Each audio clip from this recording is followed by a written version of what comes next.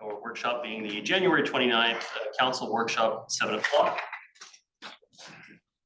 The council agenda has been circulated. Are there any errors or omissions from the agenda as presented? Hearing none, will someone please move to adoption? Moved by Councillor Back. Is there a seconder on the matter? Councillor Hanson, call a question. All in favor? Contrary minded? Motion carries. Thank you very much. There's no minutes to be considered at this evening's meetings. We got that all caught up in the last one. Just my own opening comments on this before Rick goes into the presentation. So again, reminding where we're at in the process. We formally received the public input up to the last meeting. Now it's up for consideration. What we hope to achieve out of this evening's workshop is to give staff enough direction to prepare the bylaws for consideration at a regular meeting of council. And so, we are going to be seeking direction to prepare bylaws tonight, so that at the February 5th meeting, then we'll be moving that forward. There's still, even once you've set the budget, there's still deliberations that take place on the financial plan, particularly specifically on allocation of tax rates from that point forward. So while we are at a key point in deciding the total scope of the budget, how that budget is divided up amongst the fees and classes and everything else, that's sort of the next stage from that point going forward, and that we intend to wrap up in March. I believe is planned about April. Well, we legally have to report it out to the province by the middle of May, but we'll try and have it done with as soon as the folio information, which we normally get in the first week of April, or is that full folio data?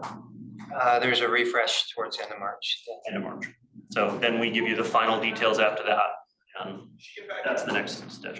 Today's discussion is about the scope of the budget, how it applies to specific tax classes. That's a future discussion. Okay, Mr. Jadlik. Mayor Little, and good evening, members of council. As Mayor Little indicated, main staff are seeking direction to prepare the financial plan bylaw in line with the draft financial plan workbook, which was introduced January 8th. Staff have included the summary of public input received during this year's process for council's consideration in attachment 2 of the draft report, or of the staff report. This financial plan reconfirms priorities identified through the prior year's planning cycle and continues our steady long-term approach in a challenging fiscal environment. Proposed property tax increases the lowest on the North Shore and amongst the lowest in the region over this council's term. Next slide. Yeah. Sorry, back slide. This budget process started back in the fall with the draft financial plan, now reflecting council's approved capital plan, utility rates, and the proposed operating budget. On December 4th, council directed staff to prepare the 2024 budget based on the 7% property tax increase, with 6.5% to maintain service levels and a 0.5 percentage point to address the infrastructure deficit.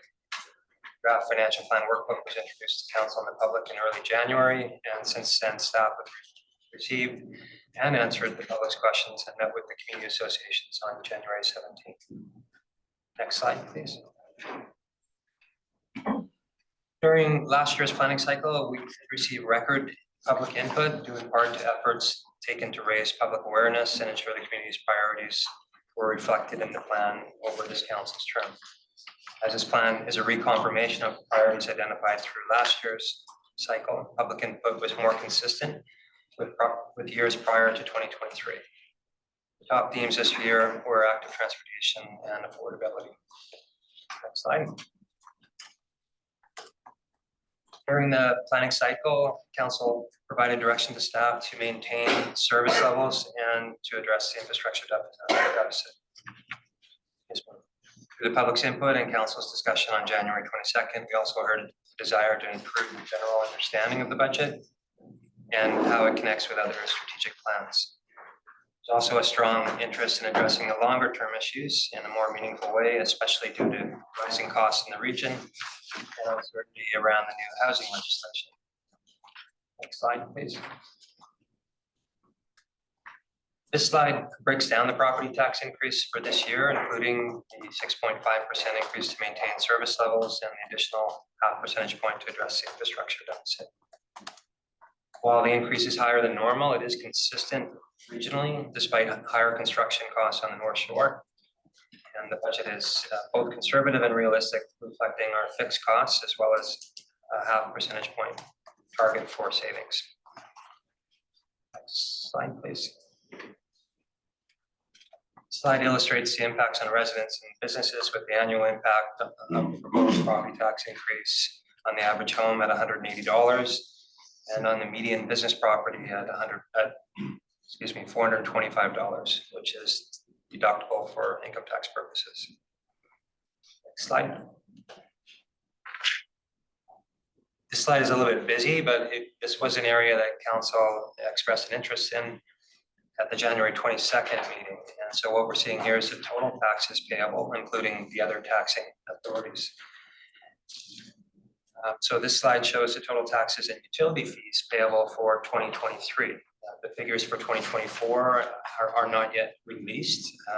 So as the mayor indicated, when we get to the tax distribution workshop, we'll have more information on those rates. But for illustrative purposes, this is the total picture for the median single family dwelling in the district for 2023. The comparisons can be difficult to make. So we choose the single family dwelling because it's the one where figures are most comparable. When you include the multifamily dwellings, it's less comparable for a number of reasons. Next slide, please. I'm sorry, add a little bit more here. Back a slide, please. Just a look.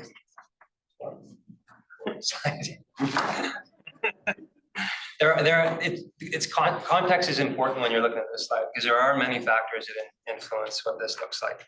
Other considerations are service levels, the level of investment in public infrastructure, which the district has been making lots of progress on, service delivery efficiency. So we try to include efficiency factors as we go through the planning cycle. The size of the business community, the percentage taxes paid by our business community, for example, are lower than some of the other areas in Lower Mainland. Revenue policy, so the percentage user fees that they're paying towards the cost versus taxes, for example. Geography, we're on the side of a mountain intersected by streams and rivers, and population density. So a number of factors come into play in determining what the total property tax and utility fee bill looks like. Just gonna mention one other one that I didn't hear in there, which is the average lot size. I think the reason why you're seeing West and Port Moody and White Rock is because their average lot sizes, not only is it high value, but the lot sizes are quite small, which means that people who aren't being counted as multifamily are being counted as small single family. Skews it a little bit. Right. So all those factors can be taken into consideration. How a municipality performs. There's a number of ways we can look at it. We can look at how competitive we are with our tax rates per thousand. We can look at how well we're performing with our infrastructure investments and sustaining the public's infrastructure. And there's a whole variety of indicators that we can look at that we'll be getting into a little bit anyways in the February 5th meeting. We present some of the metrics in the corporate plan. The district generally has higher levels of service and is managing infrastructure deficit well, and so that does distinguish us a little bit from some of the others. And also we're a highly desirable place to live, which results in higher assessed values and generally higher taxes from the other tax authorities. Next slide, please. Looking back, the district has one of the lowest average property tax increases in the region over the last 10 years.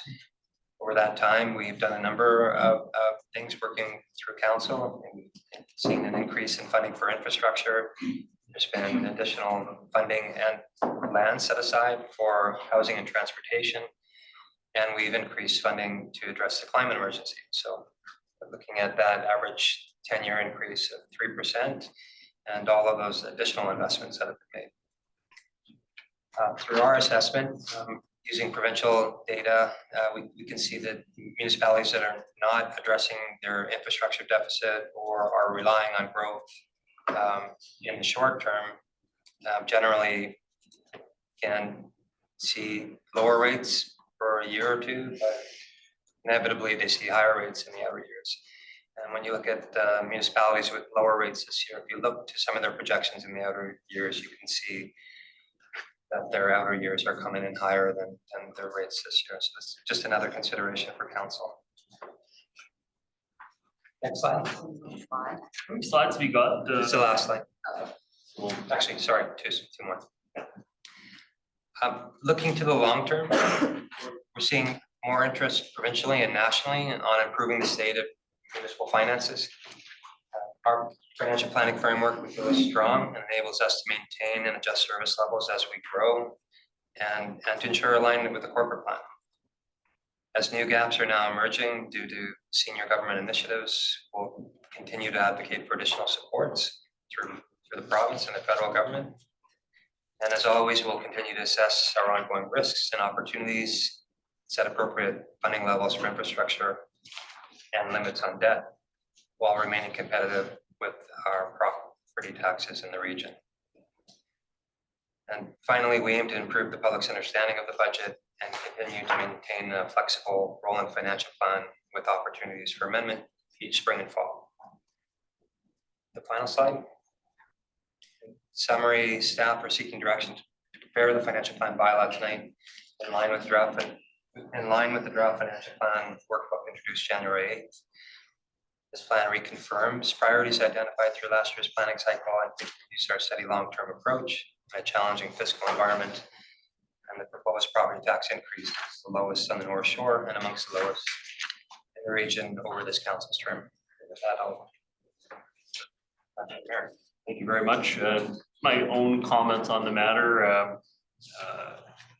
Well, I publicly expressed already my concern about maintaining a 7% property tax increase. I do recognize its relationship to the cost increases we're seeing with our contracts and with both our labor contracts, but also any construction contracts that we may be party to. The costs are going up at higher than CPI levels.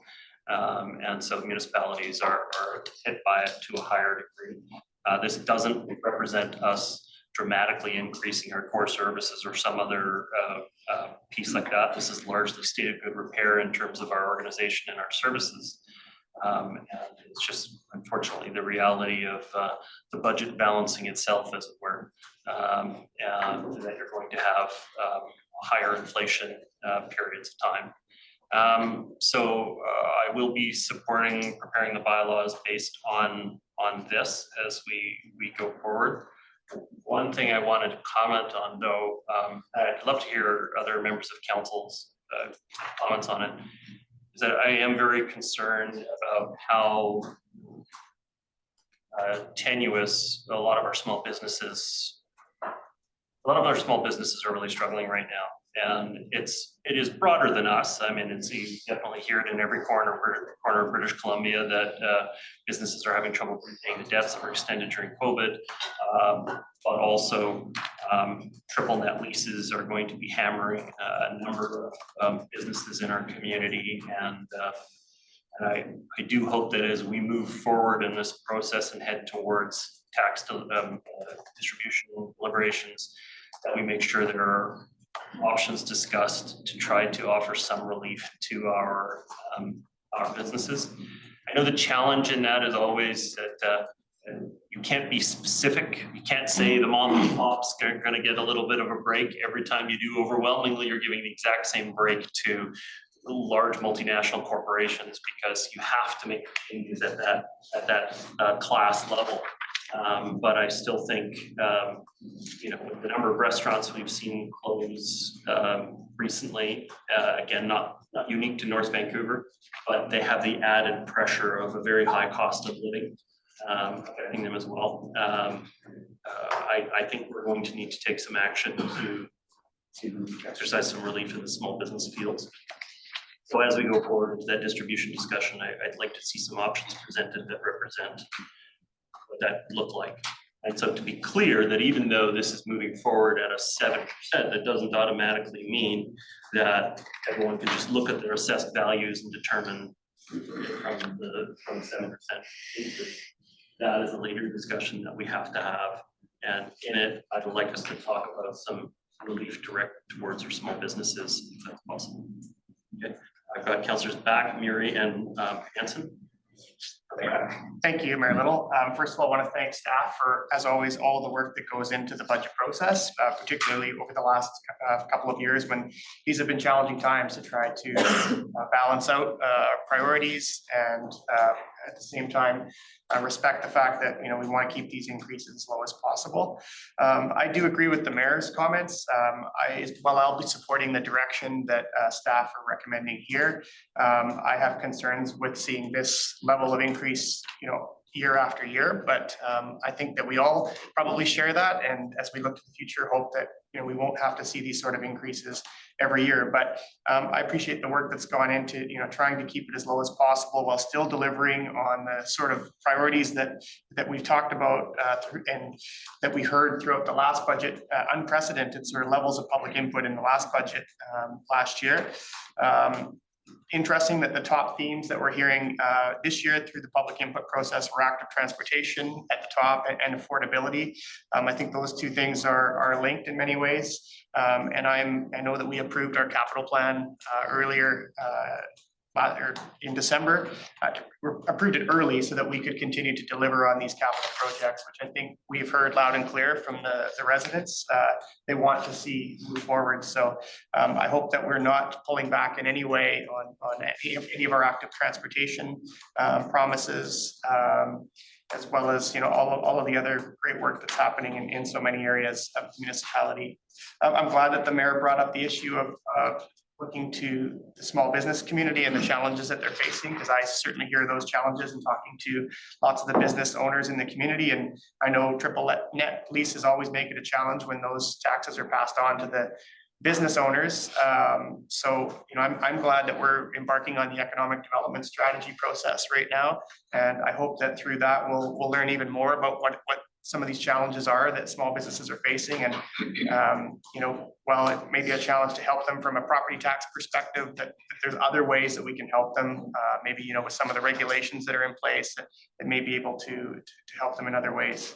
But I would say I'm committed to the priorities that were addressed in the last budget. I'm glad to see that everything is still in here. I know that there's been a recommendation to look at some of the outer years of the financial plan and areas where we might consider scaling back, but I'll be honest, that actually makes me nervous, because I think we have some projects here that are very important, and I don't want to see them scaled back. So again, I get it's always a tricky balancing act here, but for the purpose of this discussion here tonight, I do support the direction here. Thank you very much. Next up, we have Councillor Murray, Councillor Hanson, and Councillor Mall. Thank you. Well, the comments of the mayor and Councillor Back in regards to the business community, really does shed a lot of light on the document that we presented. Because when we look at the community profile, and I hate that we have the highest median income on the North Shore. We used to be in the middle, and it's just suggested that gentrification across the North Shore has happened, and it just lessens our sustainability, which is a real challenge. And we're already feeling that challenge just with finding employees to work here. And we're a union, so if we're having problems, what are the mom and pop shops grappling with? But we talk about our community profile, but nowhere is there any information about those little businesses that keep us coming and running. And we rarely talk about it until we get to the tax distribution workshop, which is the most painstaking process through this budget process for me. I hate dealing with the tax distribution, because you are having to rob from Peter to pay Paul. You're having to shift money percentages from one class to another to lessen the impact. And we've done it before with small business, but we've never done it at 7% ever. Well, I've never done it in nearly 30 years at 7%. So what is that gonna look like? But after these bylaws are read, it's kind of too late when you walk down the path of this kind of percentage that we're looking at, and then start wondering about how you're gonna help small businesses that are struggling, that are losing their business. In fact, I think this will actually push some of those businesses overboard, because so many of those properties are now owned by private companies, large corporations, and the savings don't get passed down to them. And even the assistance from the provincial government or federal government during COVID had very little relief, and now they're dealing with the loans that they have to pay back. And they can't, because how is it that 4 years is somehow going to turn everything around when we're in a completely different world? Yeah, thank you for the work. You have a very tough job. You have the toughest job in the municipality, Mr. Danilon. And Gavin, stop whining. He really does. You've been around longer and you should just know. But I get it. But then we look at these, and you want, Rick, you said, we're gonna improve, we're gonna look at things differently, and I'm gonna share with you what I think should be looked at differently. We look at the managing municipal taxation levels on page 12, the increased municipal taxes. All of these municipalities are different, very different. West Vancouver has zero industry, and they're on there, take them off. Vancouver has a charter, they're on there, take it off. Surrey has casinos, Richmond has casinos, take them off. They have different levels of revenue that are coming in to their to the municipalities, and yet we compare ourselves to them. And I don't understand why we do that. I don't understand why this has been about, well, everybody else is doing it, so why shouldn't we? Right? I think we should do what works for us, and not because another municipality is doing it, because they're completely different from us. The city of North Vancouver at one time was majority rental units. Now they are majority strata units, right? And the district of West Vancouver was majority single family strata units with a small smidgen of rental units, and we were a bit of both. And now, based on the stats from StatsCan, it looks like we're all turning out to be the same. Some additional comments from Mr. Dallin. Your worship, to Councillor Mary. I just want to keep talking. I just wanted to address a couple of things with respect to the business class, and especially small business, and how they might be hurting. We know that we have a new tool from the province, Bill 28. We've looked through it. It does look like it might be limited application this year, but there might be some things that we could do with that. There are some options that we're talking with Neolina about, our manager of economic development. Neonilla. I apologize. Just Neo. Just Neo, make it yeah. easy on yourself, Neo. So we're talking to her about some of the options there. We're also highlighting at the Regional Finance Advisory Committee the issue with provincial school taxes and the single tax rate across the province for business, which is a fairly significant burden on business, especially in Metro. So I know. Additional comments from Mr. Stewart as well. Yeah, I just want to assure council, we don't start a budget by comparing to somebody else. We build our budgets based on what we need to do. And then we make adjustments if we have to, but it's helpful information.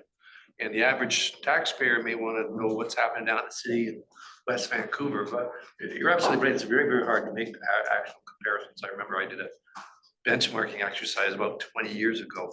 I tried to look at a bunch of services right across the region. And so everybody participated and they saw the results and everybody pulled out because it was just almost impossible to compare. Sorry, if I may, the other piece on that is that the stat that's provided by Rick includes the other taxing authorities. And because we have higher property value, we get skewed high on that because we pay based on our net assessable tax roll. And so because our average property parcel is worth more, it's not just North Shore and North Vancouver residents competing against North Vancouver residents. Now you're being compared to the property values as far out as the border of Abbotsford. And so it's unfortunately, the provincial ones, it's province-wide. And so we tend to get the top end of the increases from those organizations as well. If I might just build on that a little bit, we're also seeing quite an increase in the additional school tax as the property values exceed the 3 million threshold.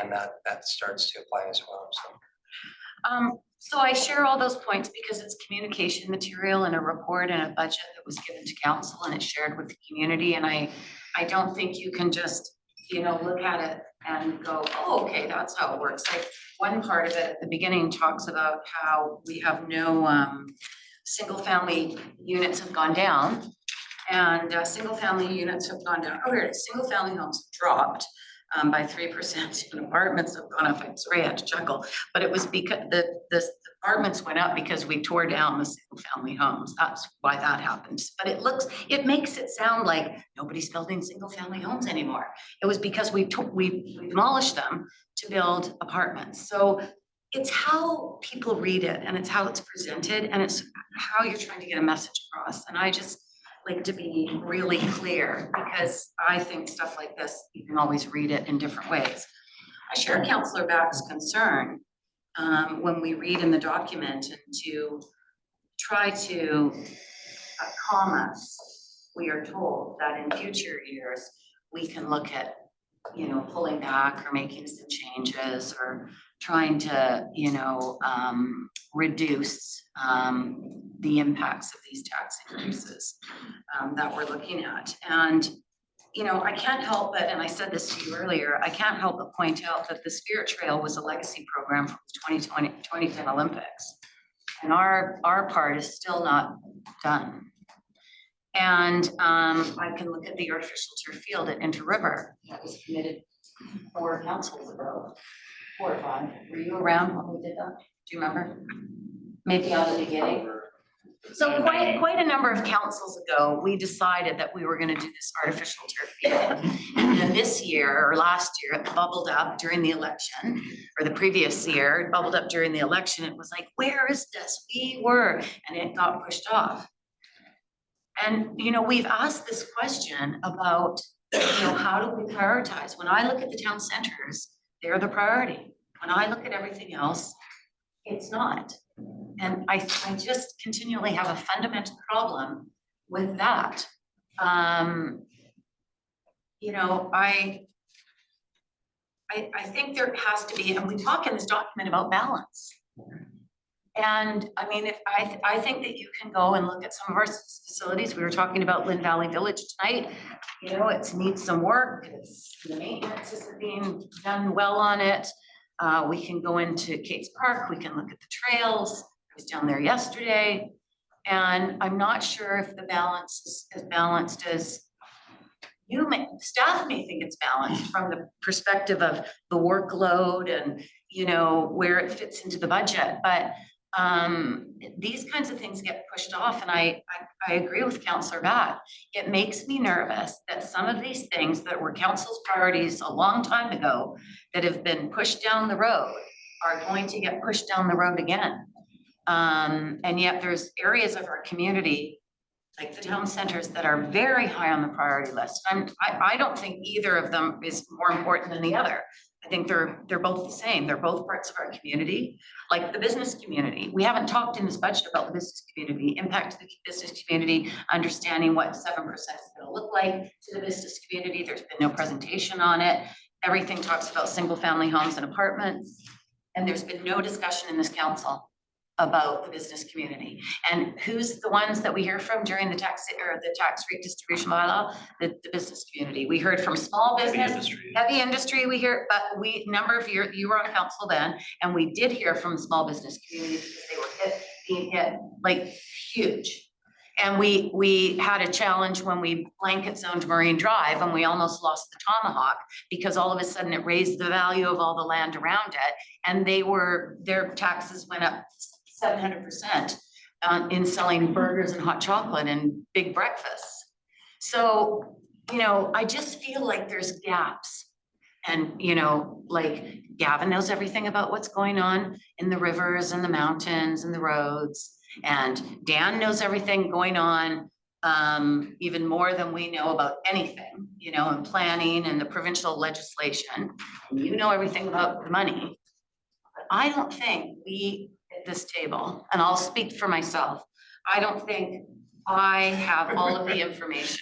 I don't have all of the information to be able to make a decision on 7%, and especially up against a tax distribution where I hear we're gonna be moving some money out of residential into a small business. Sorry, am I entertaining? Is something funny? I'm just looking at the amount of time and hoping we can hear some other voices. Well, we have 2 hours and the mayor hasn't asked me to stop and I'm finished now. So maybe we need to get like a timer so we don't have to, so individual councillors don't have to feel like they're doing something that is upsetting other councillors. Mr. Time, I just want Thank you. everybody to stay on target with the financial plan. And so next I have Councillor Hanson. So can I have that question answered though? Sorry, what was the question? Well, just about where this missing information is about small business and. The budget, that's typically fodder for annual reports and our, which comes up later in the year. And obviously, we've been having the ongoing discussion with Neonilla. We've, which is very specifically addressing that issue. And we've had that report to council as recently as last month. So we are trying to provide more information about the state of business in North Vancouver and the impacts. I participated in the chamber event the other day. I've got a chamber panel event that I'll be participating in, I believe it's next month. All I can say from that exposure, and I don't know, Councillor Back, you've had some involvement with the chamber as well, but that Neonilla's work has been well received, and it does seem like we're closing some of the gaps of information, and now that we have a point of contact with those businesses, and so it's improving. But it's still not at a level that I think we want it to be. And that our long-term fix is not the tax increase. It would be good to have maybe more of a discussion about the impacts of 28, and I think it's 28 is the one that is about the business taxation. Maybe we could plan to add that to a workshop in the future or something like that, so we have more discussion about those impacts. I get that it's limited in terms of its impact, but it may be targeted enough that it'll be effective tool. I always worry about when we go through this issue though, tax distribution workshop does become a pressure cooker to make the decision on all of these groups and impacts in these groups, but we again still can only make the decision at the class level.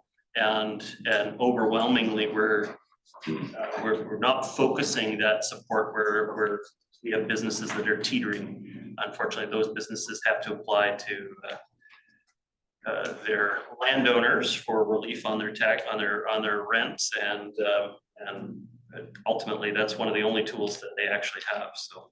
Bill 28 does require the landlord to notify the tenant if they receive any relief under that bill. Good, because otherwise it was going Straight to the they were owner. paying triple net, and the Not relief passing was it going on. to the landowner, which was not the appropriate way to do it.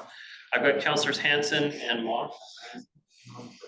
Rick, first of all, I'd like to thank you and everybody involved in the preparation of the draft. I appreciate the amount of work involved.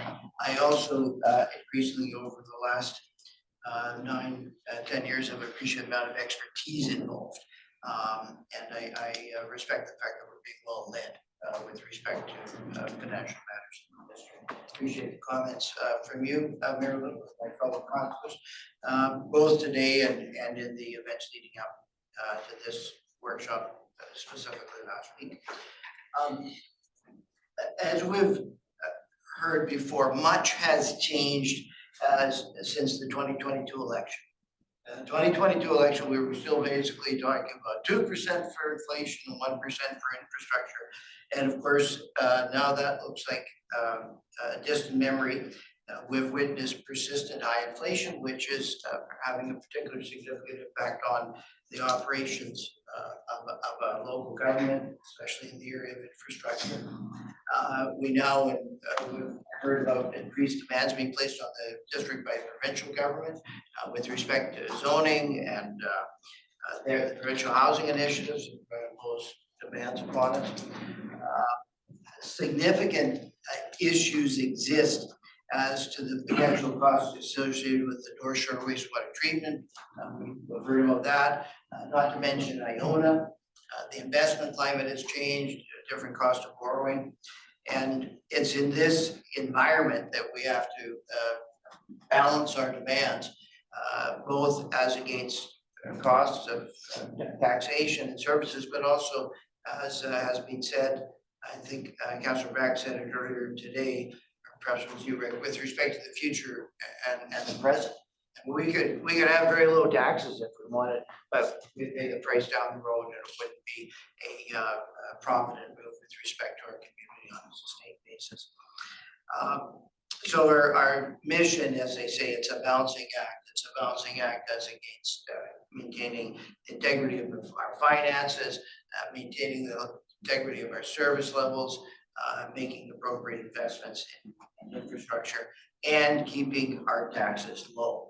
And at the same time, it's a balancing act to ensure that we maintain sufficient flexibility to ensure that in this very uncertain environment, we have the scope of decision-making scope available to address adjustments as they come up. There is one idea that I want to push back on somewhat. I haven't heard it tonight, but I have heard it in the process of deliberations more broadly, and that is that district homeowners are wealthy. We have expensive assets, and I suppose you can extend it over to businesses and say district businesses are prosperous, and some indeed would be, and that they can afford to pay these high taxes because they're a wealthy cohort, and that they can use this money can be used for much needed services and infrastructure investments. I want to push back on that idea because at its core, local government taxation is a regressive tax. Everyone pays the same. Prosperous business pays exactly the same, either as a landowner or through their tenancy, as a business that's not so prosperous. And it's true that homeowners in the district own valuable assets, but it's also true there's a great disparity of income amongst those homeowners. And I'm not going to favor a regime going forward that involves significantly high tax increases on a compounded basis going down into the years. It becomes extremely significant. I have done some back of the napkin calculation with respect to where we're going to end up with taxation if we increase it by, say, 7% every year. And if Iona comes in at a high price, North Shore wastewater comes in at a high price, go forward 10 years. And I think we end up with an unsustainable tax. So that's going to be my position, that in our balancing act, we need to keep local government taxes. There's other forms of taxation that aren't regressive, that hit the highest earners, hit the people who are achieving the highest capital gains. We don't have those taxing abilities. We tax everybody alike.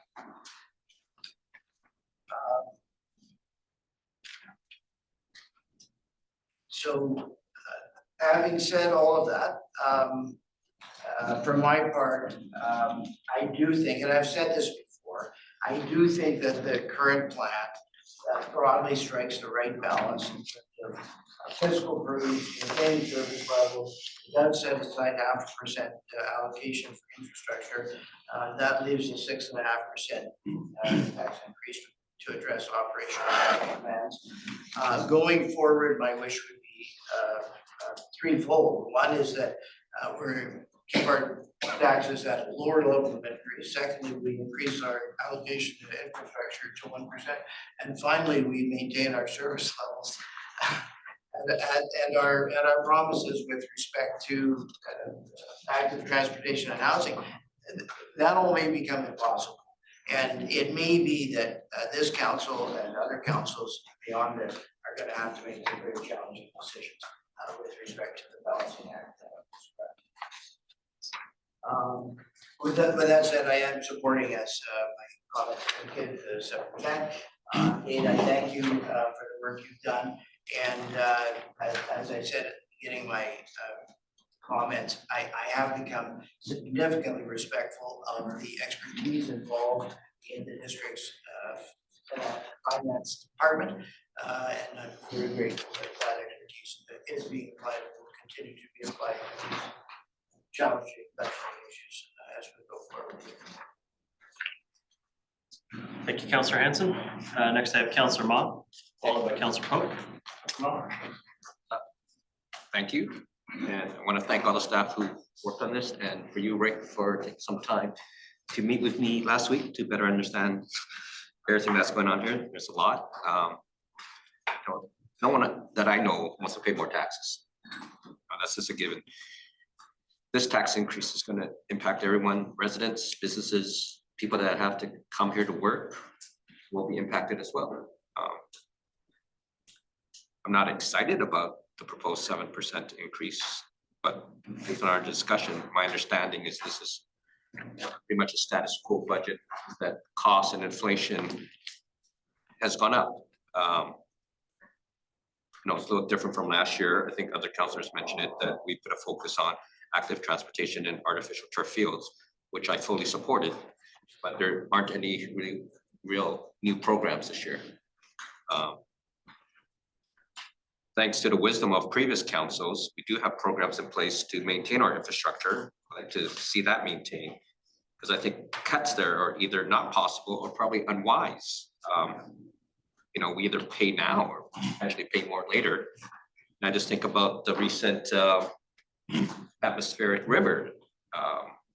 From hearing from Gavin Joyce, there's been minimal impact, and that's because things were planned for. So kudos to the engineering department on that. But I would like to add something to the direction that we give to the staff. I hope we can ask the staff for the next budget to potentially look at areas that we can rationalize or cut back on. And we need to have that analysis done beforehand to say, if you want to decrease service levels because we want to maintain, our focus on housing and active transportation, we need to have some of that ready. I think it'd be unfair to ask for that now, as we discussed, but that would be my one ask. And but overall, I will support this.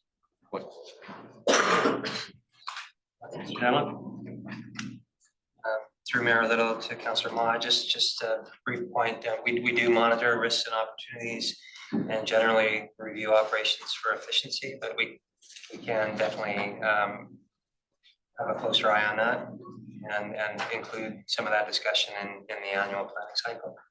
Just some of the trade-offs. If we want to maintain it, I don't know to what level, it might be next year. No one has a crystal ball, but just to have those trade-offs so we can say, if we don't want 7, we want to go with 5, what do we have to give up? I'm not sure we're in a position to make that kind of decision now. So. Thank you very much. I've got Councillor Pope. Can you hear me? I can hear you. Yes, I can hear you. Go ahead. It's turning on my video there. Sorry about that.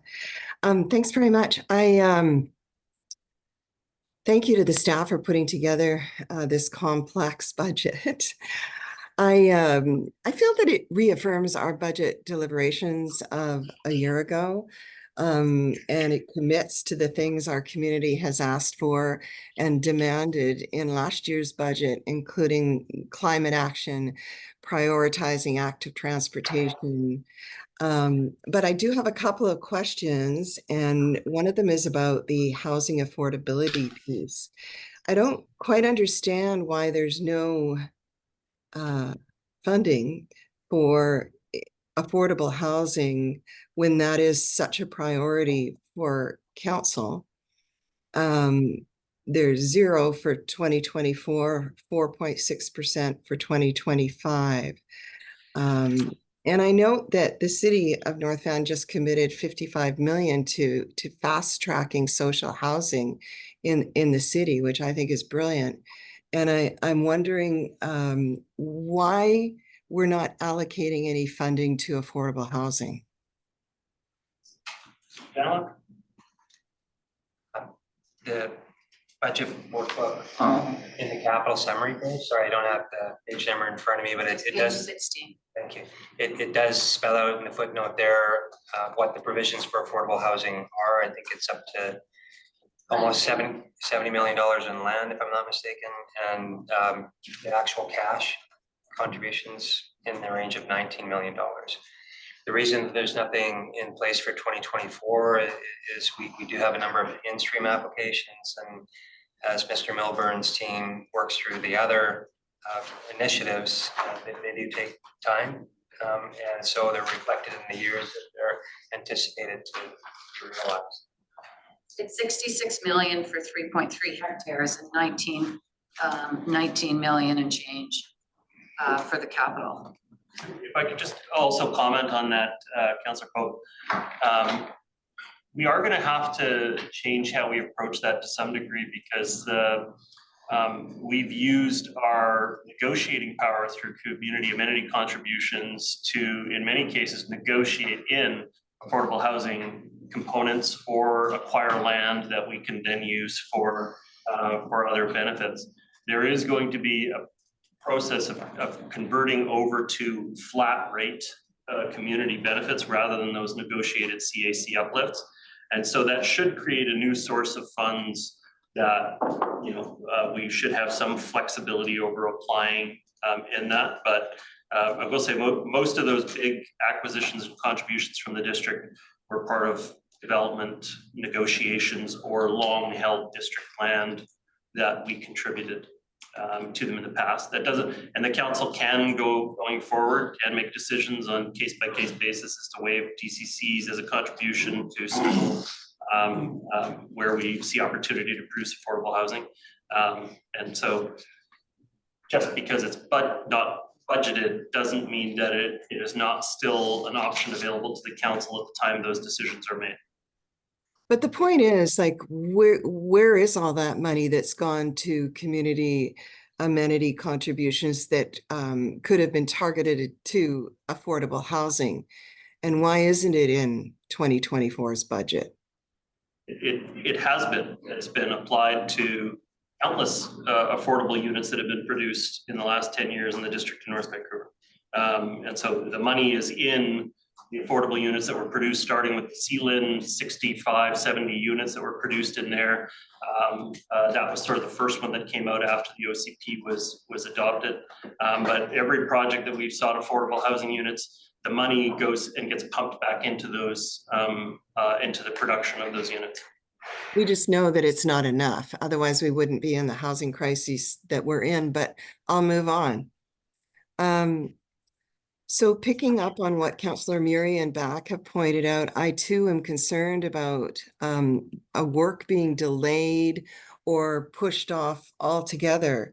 And this budget seems to delay some of those important projects, including the Spirit Trail, where the work is not starting until 2025, probably now, they're saying, despite the fact that most of that is being paid for by the provincial government, who gave us a grant for that.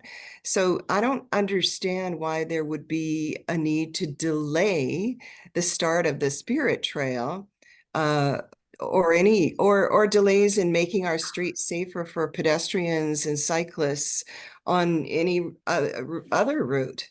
And I'm wondering if I can have some sort of explanation for that. Joyce? Through your worship, currently we're showing, I know Councillor Pope has talked to Mr. Cohen earlier today, late 2024, early 2025. We continue discussions with TWN and mapping out the route. We've done lots of consultation. There'll be some public consultation and open houses. We recognize it's a council priority and it's moving really as quickly as I could expect it to move at this point in time.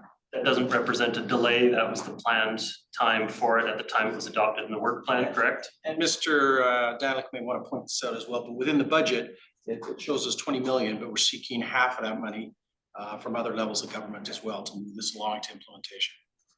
It's just that I'm seeing 2.8 million for the Spirit Trail for 2024.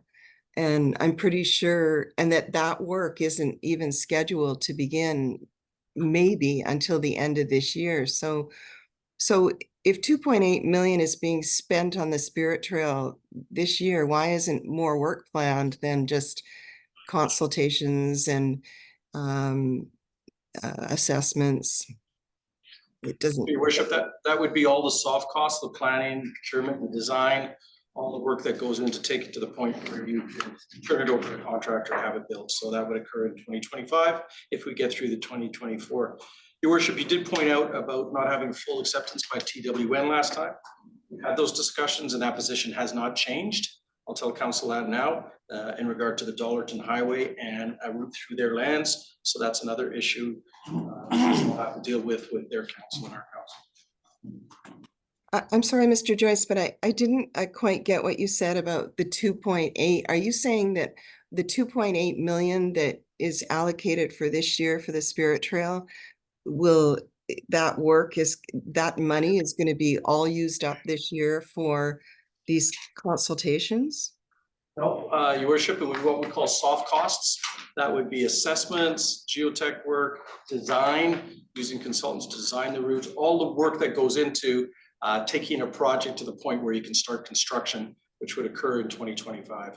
So we load up the first phase as what we call the soft cost. That's typically 15% of a project. And that gets you to the point where you can hire a contractor and start constructing. Okay, thank you for the explanation. And the other project that I'm concerned about is the Handsworth artificial turf. We heard from so many people from Handsworth and the greater community that desperately need an artificial turf at Handsworth. Far too much time has gone by. And yet nothing's happening with that until 2025. And even then, I'm not clear on whether it's actually going to be built by then. Mr. Joyce? Your worship, correct, Councillor Pope, that it is in the 2025 budget. I have indicated to council, given our past tendering for the fields, we're probably short with what council's allocated in 2025. Work is ongoing. I do believe School District 44 has some challenges with the current site. But the first phase is geotech work and a concept plan for that site. So our staff are meeting with School District 44 through 2024 in the hopes that we'll tender this in early 2025. Yeah, it's just disappointing that it all takes so long.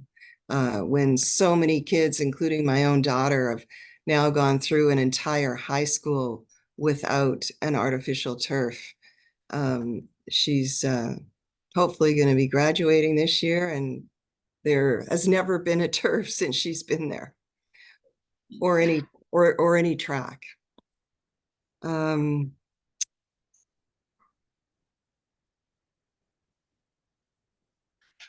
Those are my questions, and thank you for now. Thank you, Councillor Pope. Next, I have Councillor Forbes, followed by Councillor Murray. Councillor Forbes. I just want to say I agree with everything Councillor Hanson said. I think in some way or another I've made those points in other meetings, so I'm not going to repeat Councillor Hanson, and I have said them before. There's a couple of just points I'd really like to sort of emphasize, and one of them Councillor Hanson brought up. And there's asset wealth and cash flow are two different things, and so we may look at the residents as being wealthy. But we've got a lot of seniors or a lot of people that bought when housing was a lot cheaper. And that could be that it's either seniors or also young families who are struggling for childcare, for the mortgage payment, the interest rates have gone up, they have to renew the mortgage, or seniors that are on a fixed income and they can't afford all these escalating costs. So I think those two brackets of people that may be middle, I would say middle income, maybe low income, those are the ones that are going to pay it at the same 7%, which is going to hit them harder than, say, a household with two professionals that makes $200,000. So it is an unfair taxation. But I want to point out, just because you have land wealth doesn't mean you have cash flow wealth. The other thing is, we're required, the district is required, municipalities are required to balance the budget at the end of the year. So that means whatever our needs and wants are, they can't be more than the revenue that we take in. So we have to balance that. That's a charter requirement.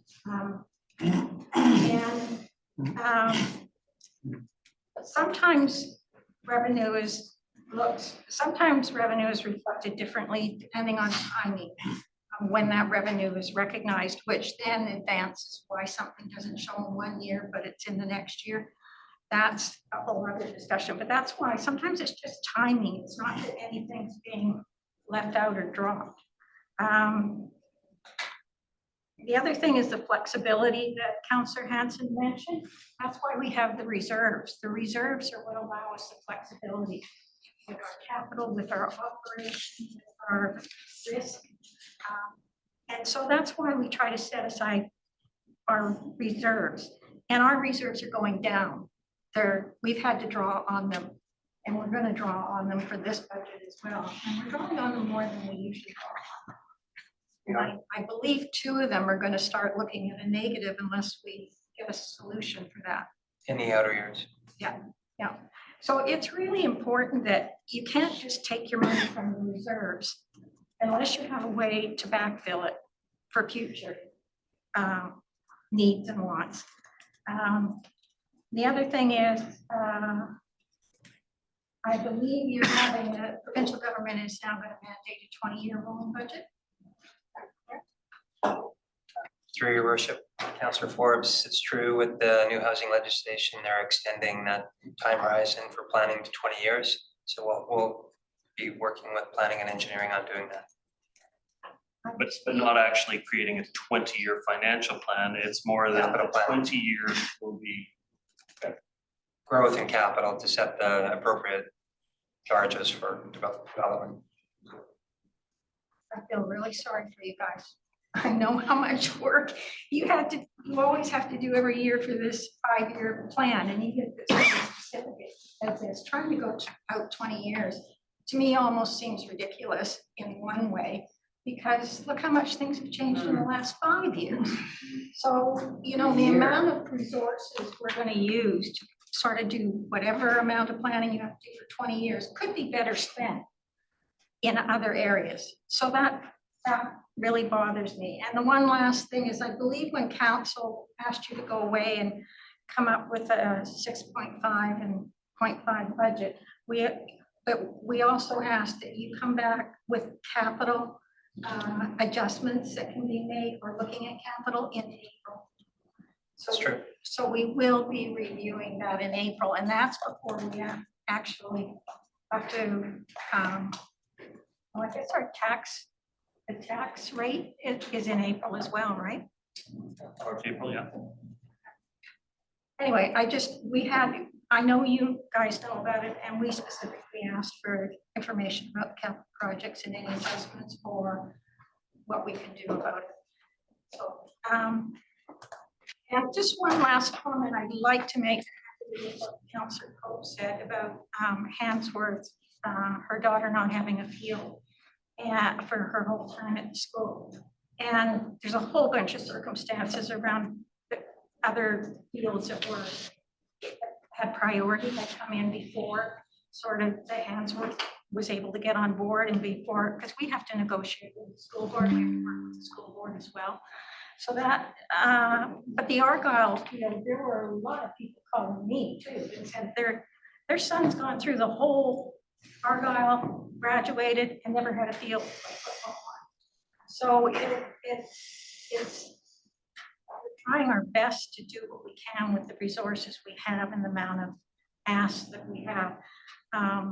I don't think it's acceptable. I can't imagine a player being trucked all over the district in order to find a field to practice on. That's just, that adds to our congestion. This makes no sense. So I feel and I understand what Councillor Pope is saying, but I just wanted to say it's not just me going through that. Other schools are going through that as well. Thank you. Mr. Dowd, do you have additional comments? Your worship, Councillor Forbes, I just wanted to follow up on the capital planning. While it seems like a lot of work, there are simpler approaches that we can take, and given the timelines, that's what we're gonna do. One of the best places to start is just with our existing service levels, and as we forecast out, just what it would take to maintain those levels. So we'll be working with the folks in digital technology and planning and engineering to come up with some reasonable estimates for the June deadline. And you addressed affordability concerns, and it just got me to thinking. I just wanted to point out that the provincial tax deferment program is out there to support seniors 55 and over and families with children up to 25. And we are seeing an uptake in those programs over the last 5 years. So those are available as well. I would just- oh, Just comment on that. please.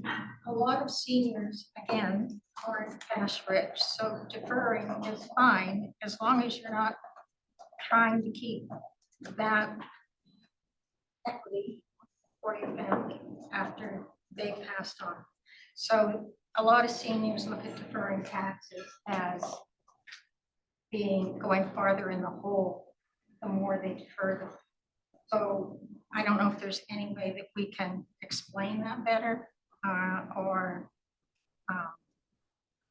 I don't know, but that's the way I know a lot of seniors are looking at it. We did have a good conversation at the community associations meeting about it, and we do have some standard financial information that we can share with folks that are interested. Just gonna, I think you raised some very good points, Councillor Forbes, and it's hard to cast, how the impact is going to be across all family situations and stuff. Like, my household as an example, I've done the back of the napkin math on what this will do. Our property value went up this year because a neighbor sold for a larger amount of money. We have no intention of selling, but because of that, my household taxes in total between the OTA and everything are going to go up almost $1,800. Now, I can survive. I'm okay. We'll be fine. My in-laws live in our house. They can't defer their taxes because they're on title with non-seniors. And also they're at the point where they're contemplating whether they can retire or not. Well, that wipes out 2 OAS pay or old age security pension payments, right? Like it's very impactful for people who are trying to make that decision as to whether or not they're ready to retire. And so, it can have very significant impacts on a family. I know I'm not indifferent to it. I see how it impacts our household, and not all of the tools affect everyone. We want to encourage people to have multi-generational housing, but then it means they can't take advantage of some of the benefits and programs that are out there. But it's a very well made point. Yeah. Next, I've got Councillor Murray. Just on that, the land portion used to be the big number, and now the concern is what is the utility rate going to look like? And you can't defer the utilities. So are you going to be deferring the land only to turn around a huge amount for the utilities based on the infrastructure needs and times, 1 million because of this new legislation and what it's done? On page 16, the developer contributions are over the 5 years, close to 200 million. And under the new legislation, the negotiation of those amenity contributions, which represents $200 million, will no longer be allowed the way we do it today. So what's that number going to look, or what if that legislation had been put in place and it had impacted these numbers, what would we be looking at? What's the shortfall? Because I assume that it's going to be less than what we're collecting now. As far as, do we know what the calculation is going to be? Do we know what the province is going to say that we can pull out of a developer for a project? And given that a lot of the projects no longer have to come to us, we have no hammer with zoning anymore. On a lot of projects within the LCP, and they're not asking for an amendment. So we don't have a hammer. And so what's that number going to look like? So the tool is being replaced with what's called the ACC. Mr. Milburn, do you have any comments about how that will perform?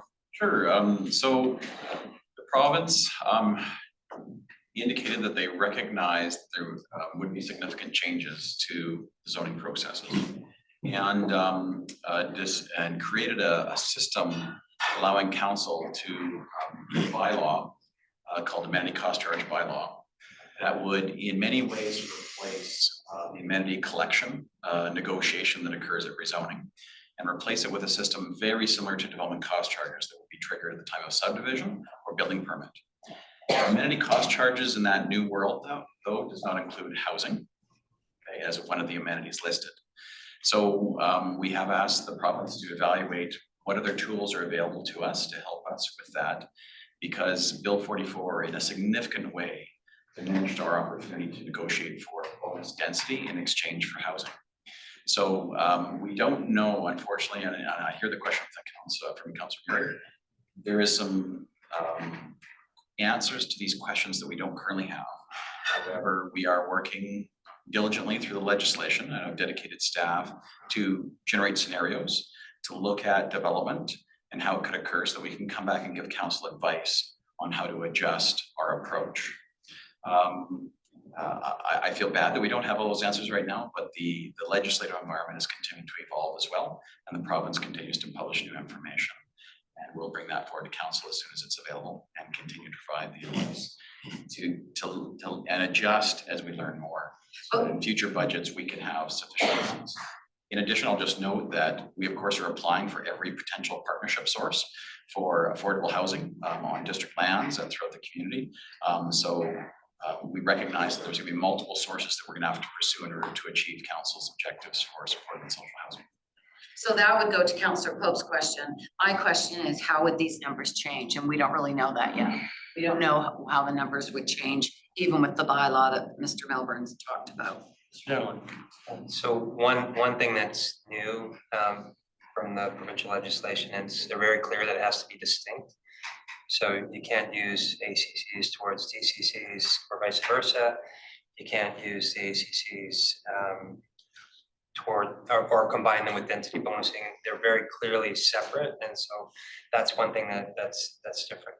In terms of the question around how will the charges change, our experience has been that at least recently that the flat rate charges and the negotiated charges are trending very similar, and it's clear that we need to design the charges based on the needs of the community, and so long as those charges aren't excessive, the charges will be what they're going to be, and we'll go through the process of setting the rates. I wouldn't expect them to be less than they are right now.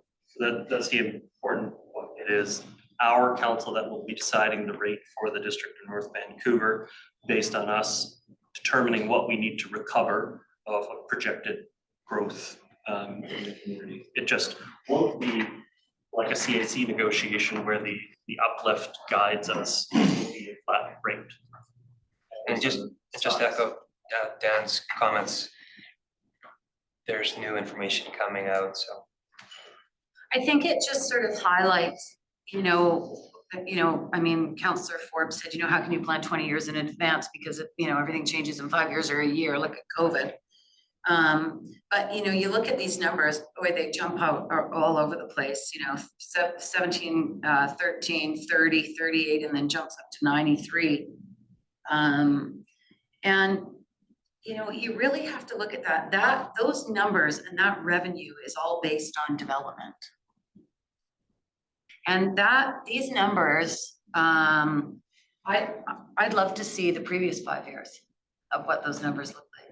Like Sealand, I think we got $22 million in cash, 80 units in perpetuity, and then a whole bunch of road work, and we don't see those numbers anymore. But there was some big numbers floating out there that the development communities was willing to contribute to get their density to sell those units on the 25th floor, because they're worth so much money when you live in a community like this and you get the views that we've got. But you got to ask yourself, is those numbers always going to be around? Is it just going to be an endless supply of money coming in from the development community, so we can pay for things and buy things, and build things. It's just, you know, I've asked this over the years. We've tried to have those discussions about the amenity cost charges, now, whatever they're all called now. And I've never thought of them as sustainable because, and we saw what happened when COVID came, the world stopped, right? What happens when we're not building big towers anymore? You know, what happens when the towers and the people that come into the towers, or the community that is being built out, and the province just keeps saying, sorry, we just don't have the money to build that bridge, that new bridge you guys need, sorry about that. Like, you quoted numbers the other night in regards to the number of trips that are coming across that bridge exceed any new bridge in the region. And still, there's no plan to replace that bridge. So like, I think we're addicted to this. I think this is an addiction of development, paying for things that we want. You know, it's like, oh, I could get that new furniture for the living room, even though there's a hole in the roof, you know? And I've always been really nervous about this, and I continue to be, and especially now, because everything costs more money, because we went through COVID, because the world has changed, because it's harder to get people. You know, the gap between rich and poor is a cavern, and it is growing. Robert Wright posted this thing the other day that 90% of the world's wealth used to be in 90% of the population. Now it's in 1% of the population. The shift between rich and poor is so vast that the majority of money is held by the smallest group of people on the planet. And, you know, we're falling into that in a very small way, but I don't know how we can continue to operate where we can't pay for these things ourselves. Because one day we're gonna have to. One day it's just gonna be on the backs of businesses if we have any left, and taxation, right? And taxation hasn't been able to do it. That's why we have amenity contributions that used to be, the concept was about money that would build things for the community. That's why it was called community. And it was about supporting the overall community, but now it's supporting the developments that are being built. It has really morphed. So yeah, I have lots of future concerns about where we're gonna lie in 10 years, 20 years. Additional comments from Mr. Dalek, but I will just say that we have already had a balanced approach to this. I mean, yes, we still try to defend the principle that growth pays for growth. And if the community, let's say 10 years from now, we go through some economic slide that means there isn't an interest in air parcels and density, and we can't go to that as a service anymore. The council since 2004 has been engaged in adding to our ratepayer bill also to make sure that we're covering the replacement of our infrastructure and keeping our assets at a state of good repair. And so we've been doing it in a balanced way. We haven't entirely been relying on growth to pay for the bells and whistles and things. We have, when we go to replace our library, you know, we have to do the upgrade for the Edgemonte Library as an example. It's largely going to be the money we've been setting aside since 2004 that is going to be drawn on to replace that asset. It's that new $200 million capital though that I'm talking about. Yeah, and lots of that pays for things like, you know, the bridge over Lynn Creek and the walkways and the you know, theoretically artificial turf fields and going up to 8 artificial turf fields in the community. So I won't say that it's been entirely unbalanced, that we're not exactly the poster child for being absolutely reliant on density and development. But you do have to be vigilant about making sure that it's balanced so that if you go through those rough times, you won't have a massive hole in your budget at that time. So, Mr. Dowd? Through your worship, Councillor Murray, I'll just add a little more when it comes to growth, paying for growth. If the development's not happening, then in theory, neither should the amenities and infrastructure. We know that it's not a perfect science, so sometimes things do have to proceed in advance, and you absolutely see that with the regional infrastructure and the large bridges in transit and large infrastructure projects. The national discussions for FCM and how we start to address this is Ongoing. ongoing. The ideas are good. And it's been noted that if we're moving forward with the type of housing legislation that we are in BC, that there will likely be additional costs with that. And so we're going to need assistance. We're going to need to have those conversations. It's interesting now, I'll just end with this. It's interesting now that we take the approach, because we have had lots of good debates about this over the years, that growth pays for growth, but it really doesn't. You know, so the fact that we're talking like it does, it doesn't pay for it. I mean, Metro's taking a very hard line in regards to growth does not pay for growth. That's why the DCCs and the lift or the assist factor was not supported by the majority of the board, because you know, if you're gonna build, you gotta pay, right? That's just how it works. And growth has not been paying for growth, you know. So I don't know. I mean, these projects, I mean, I always go back to Lynn Creek, you know, we had that as an amenity contribution, and then we had to throw $10 million at it to outfit it. You know, that's not, what is that? Then it becomes a depreciating asset on our books, and we had another project and another project and another asset, and we have to put it on the backs of 90,000 people. Like Metro is looking at paying for billions and billions of dollars for one sewage treatment plant on the backs of 2.5 million people in the region. That's not, how's that gonna work? It's not, you know, with no senior level support, senior government support. So yeah, our children, wow. That was a fun And night. I didn't mean to suggest that growth entirely pays for growth, but these funds that come from growth are entirely applied to growth. They do not make the community whole, but they definitely are for that purpose. Councilor Hanson. Yeah, thank you very much. I mean, just listening to this, we can visualize better tax systems. We The can- what? Sorry? Better tax Oh. systems. We can visualize systems where We can hope. senior governments contribute. They have the taxing power to create a fairer taxing structure and contribute. And dealing with the issue of the deferral for seniors, because it's something that I've certainly heard. Well, maybe the seniors can defer their taxes, so you don't need to worry about that particular cohort. But a couple of things to say there. And first of all, it'd be way better if there was some kind of a provincial grant that applied to low income seniors instead of this deferral scheme. But first of all, it doesn't apply to metro levies. When we look ahead to Iona and North Shore, those numbers, just back of the napkin calculations, they could be in and of themselves crippling to people with low incomes. Also, for in a higher interest rate environment as we are now, the compounded cost of these deferrals, when put over potentially decades, can be very significant. And there's a lot of persons that just aren't comfortable incurring that kind of debt. That's just not what they want. So I wouldn't want us to view that seniors deferral as some kind of panacea or an excuse for not keeping our taxes under good and proper management. Well said. Council, we have a motion wording that we can put up on the screen here. And that would be my motion. Can I just add, I'm sorry, I couldn't get my hand up in time. I didn't realize we were going to be wrapping up.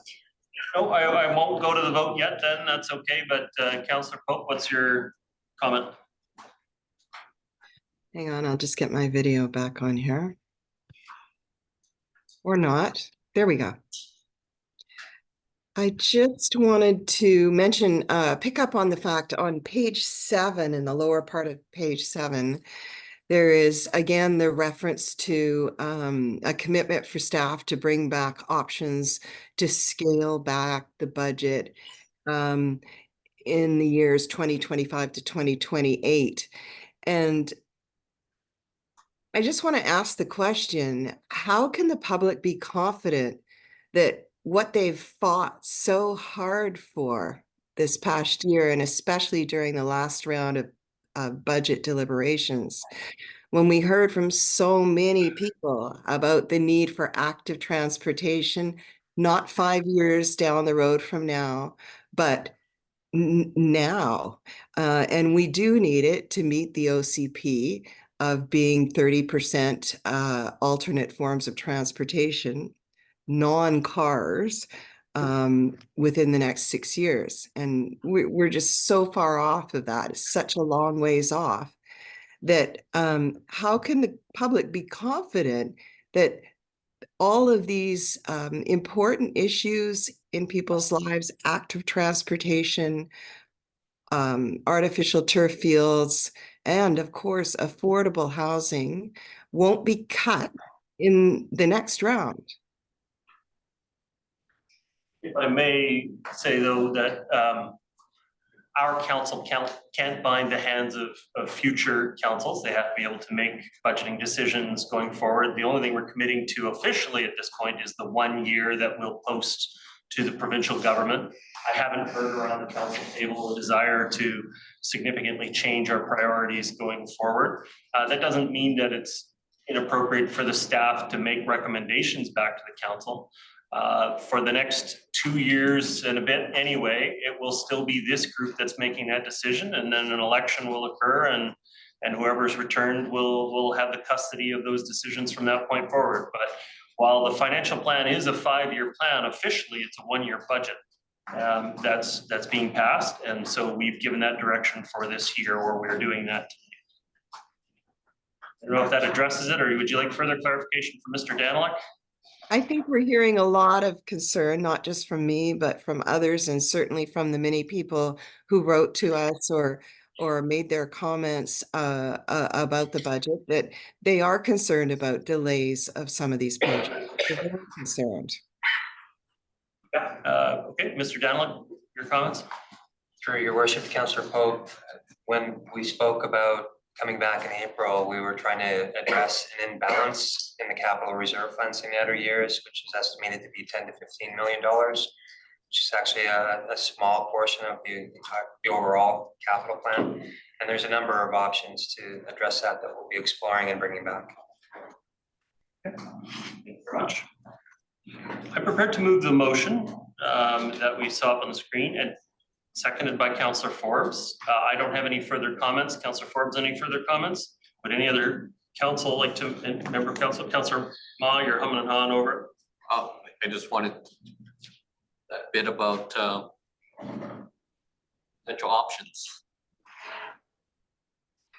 for rationalizing budget. If we come back next year with another 7 or 9% increase, that's not going to work.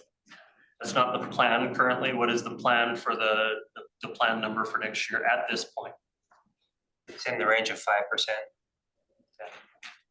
Okay, just to remind everybody, what does 1% difference in the tax levy mean for an average household? $25. There you go. Our taxes.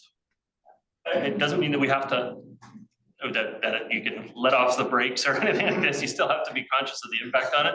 But again, I want to spend our time focusing on the biggest impacts to our community wherever we reasonably can. It's cumulative totals too, to be fair. It's one number out of a sea of numbers that we all pay. So it's hardly $25.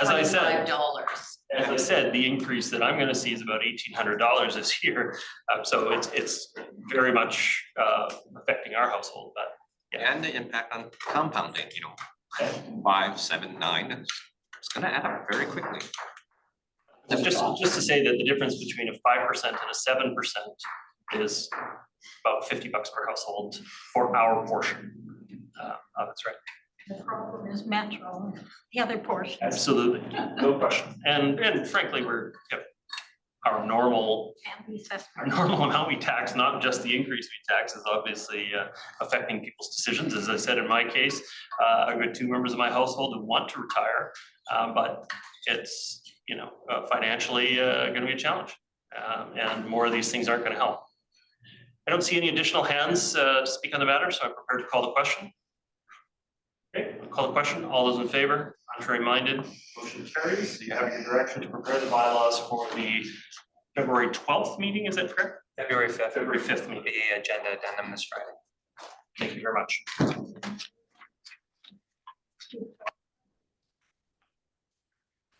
Friday of the Yes. You largely have all of the information now. It's just they'll finalize it for that. It's just when the public goes in there and looks at the agenda and then it says, will be circulated as an addendum. So they have nothing to study, and then 2 days or 3 days before our meeting is when they get it over a weekend. So it just. And I know you tried. I figure I should probably make a comment about it. I did not pursue public input on this, and that was because the last time we had this discussion, that was the public input for the budget process, which was our regular meeting with council. We set out a time for people for feedback, so I didn't specifically seek that here. Having said that, Mr. Stewart, before we wrap up, with any other updates you'd like to address here? Okay. We've completed the business of the meeting. I'll accept adjournment. Okay, accepted from Councillor Forbes. Thank you to the staff for preparing the reports for our consideration. Thank you, public, for participating, and thank you, council, for your deliberations. Have a great week. Good night.